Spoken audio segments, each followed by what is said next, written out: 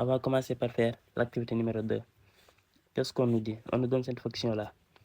Tu dis, soit la fonction f définie pour tout x, on associe 2x carré moins 4x plus 2 sur la valeur absolue de x moins 1. À la première question, on nous demande vérifier que pour tout x différent de 1, f de x égale 2 facteurs de la valeur absolue de x moins 1. C'est ça qu'on nous demande, de démontrer que quel que soit x différent de 1, f de x égale 2 facteurs de la valeur absolue de x moins 1.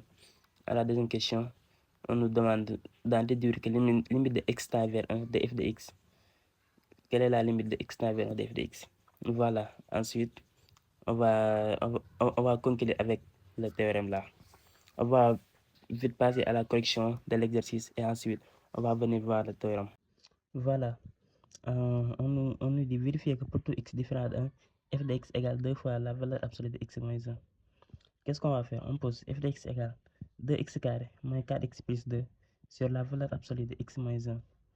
Ici, on va essayer d'abord par factoriser par 2. C'est ça qu'on a fait ici. On a factorisé par 2. Qu'est-ce qu'on a? On aura 2 facteurs de x carré. Ici, si on prend 2, il reste x carré. Et là, il reste moins 2x. Et là, il reste 1. Donc, on a 2 facteurs de x carré moins 2x plus 1. Mais là, si on regarde bien, ça, c'est une identité remarquable. Donc, c'est le développement de x moins 1 au carré. Parce que là, si on développe, on aura x carré plus 1 moins 2x. Là. Donc, on a 2 facteurs de x moins 1 au carré sur la valeur absolue de x moins 1.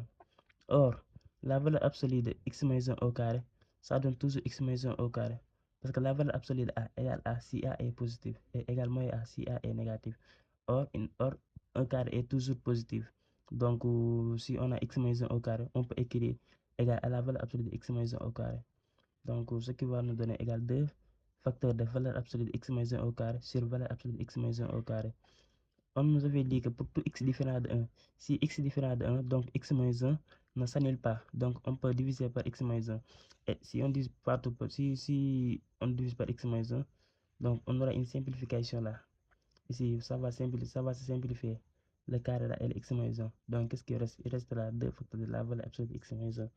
C'est ce qu'on nous avait demandé à la première question là. Montrer que f de x égale 2 fois la valeur absolue de x moins 1. Donc, on vient de le faire. Ensuite, on va passer à la deuxième question, où on nous demande de déduire limite de x tend vers 1 de f de x.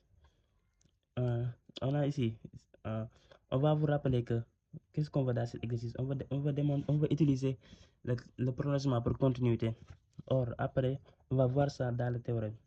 Ici, on a une fonction là, on a une fonction f. Cette fonction là n'est pas définie en 1. Mais on a trouvé une autre fonction là qui est définie en 1, telle que pour tout x différent de 1, on aura f de x égale g de x.